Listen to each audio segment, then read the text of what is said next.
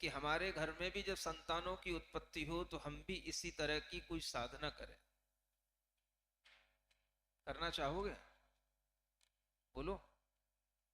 कोई नहीं बोल रहा। अब महाराज सबके हो गए, अब कौन बोले? जिनके नहीं हुए हैं वो तो बोल ही सकते हैं ना। जिनके लिए होना है वो भी बोल सकते हैं, समझ सकते हैं।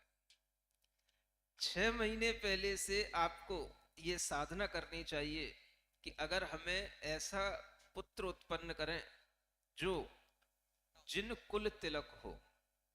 क्या हो? हाँ, जिनेंद्र भगवान के कुल का तिलक हो, आपके अपने कुल का तिलक हो, जिसे आप कुल दीपक कहते हैं। तो उसके लिए आपको ये साधना करनी चाहिए जो मैं आपको बता रहा हूं। बता दूं कि जिनको करना है उन्हीं को बताया जाए, कि सबको बता दूं जिनको करना होगा कर लेंगे, नहीं करना होगा नहीं करेंगे? है? करना तो ऐसे ही पड़ेगा। आप अगर एक अच्छे संतान की उत्पत्ति चाहते हैं तो पहले तो ये ख्याल ही छोड़ दें कि संतान कोई भी हो, चाहे वो बेटा हो या बेटी हो, दोनों ही तरह की संतानें, दोनों ही प्रकार के। यह बेटा या बेटी, आजकल लिंग भेद जैसी कोई चीजें नहीं है। योग्यता होती है तो बेटे में भी आती है, और नहीं होती है तो बेटे में भी नहीं आती है, और योग्यता होती है तो बेटियां भी बहुत योग्य होती हैं और बहुत अच्छे अच्छे काम करती हैं। अगर तुम्हें अच्छी बेटियां देखना हो तो आचार्य महाराज की बेटियों को देखना। किनकी? नहीं पता? आप कहोगे आचार्य महाराज ने तो विवाह ही नहीं किया, बेटियां कहां से हो गई? रुड़की वालों को कुछ ज्ञान व्यान है नहीं, ऐसा लगता है। थोड़ा यहाँ पर ज्यादा समय देना पड़ेगा मुझे, है? तब कुछ ज्ञान आएगा इन लोगों में, तब इनकी कुछ चेतनाएं जागृत होंगी। आचार्य महाराज की बेटियां जानते हो? नहीं देखी? कितनी बेटियां उनकी? भगवान आदिनाथ की तो दो ही थी, उनकी गिनने बैठोगे तो कम से कम 300 बेटियां निकलेंगी। रजिस्टर्ड 300 है, 500 हो गई। तो ऐसी बेटियां जो ऐसे काम करती हैं जो काम दुनिया में कोई नहीं करता, वो काम प्रतिभा स्थली की बेटियां करती हैं। उन्हें आप कभी देखना, और ऐसी कुछ बेटियां यहां पर आई हैं उनके भी काम को देखना, तब आपको समझ में आएगा कि बेटी हो तो ऐसी।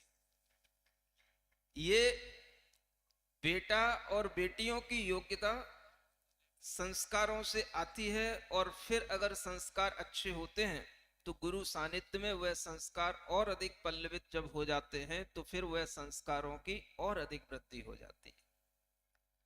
तो जो लोग एक अच्छे संतान की उत्पत्ति चाहते हैं उन्हें कम से कम इतना विचार रखना चाहिए कि 6 महीने पहले से वह रात में भोजन करना छोड़ दें। आलू, प्याज, लहसुन जैसे मादक पदार्थों को खाना छोड़ दें। मद्य, मांस, मधु का किसी भी तरीके से कोई भी सेवन न करें। बीड़ी, सिगरेट, नशे के पदार्थ कभी भी सेवन न करें। इस तरह का एक सदाचरण रखते हुए, प्रतिदिन जिनेंद्र भगवान की पूजा करते हुए, प्रतिदिन गुरुओं की आराधना करते हुए, अधिक से अधिक आहार दान आदि करते हुए, गुरु सेवा करते हुए अपने जीवन को थोड़ा सा 6 महीने की एक साधना के साथ व्यतीत करना चाहिए। और प्रतिदिन वर्धमान स्तोत्र का पाठ करना चाहिए। सुबह उठ करके अरहम योग करना चाहिए, और शाम को अरहम योग के साथ में सामायिक और ध्यान करना चाहिए। इतनी अगर दिनचर्या 6 महीने तक बन जाए तो मैं आपसे कहता हूं आपके घर में भी कोई ऐसा पुत्र जन्म ले सकता है जिसका उत्सव दूर दूर तक के लोग मनाने के लिए आए। सुनते हो कि नहीं? समझ में आ रहा है? ये साधना से होने वाले कार्य होते हैं। और इन दिनों में की जाने वाली साधना, अच्छे विचार, उन दिनों में मोबाइलों पर कुछ भी गलत न देखना, न सुनना, न कोई गलत विचार लाना, ये जब आपके लिए साधना की तरह होगा 6 महीने की साधना की तरह, तब कोई ऐसा बालक प्रसूत होगा जो तीर्थंकर ना सही कोई बात नहीं, लेकिन तीर्थंकरों ने जो मार्ग दिखाया है उस मार्ग पर भी आगे और अधिक उसको बढ़ाने वाला, उसको प्रकाशित करने वाला हो, ऐसा बालक प्रसूत हो सकता है।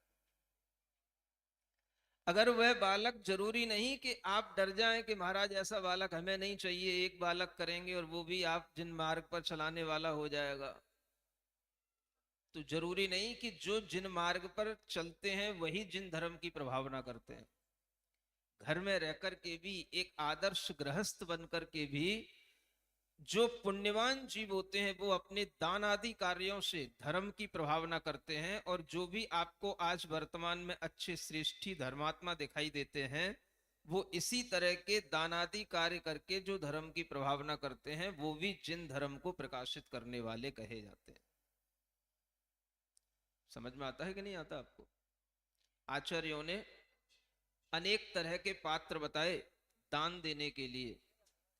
उसमें यह भी कहा कि एक कीर्ति पात्र भी होते हैं, जिनकी कीर्ति फैल रही हो उनके लिए अगर आप दान देते हैं तो वह भी एक सद्दान कहलाता है।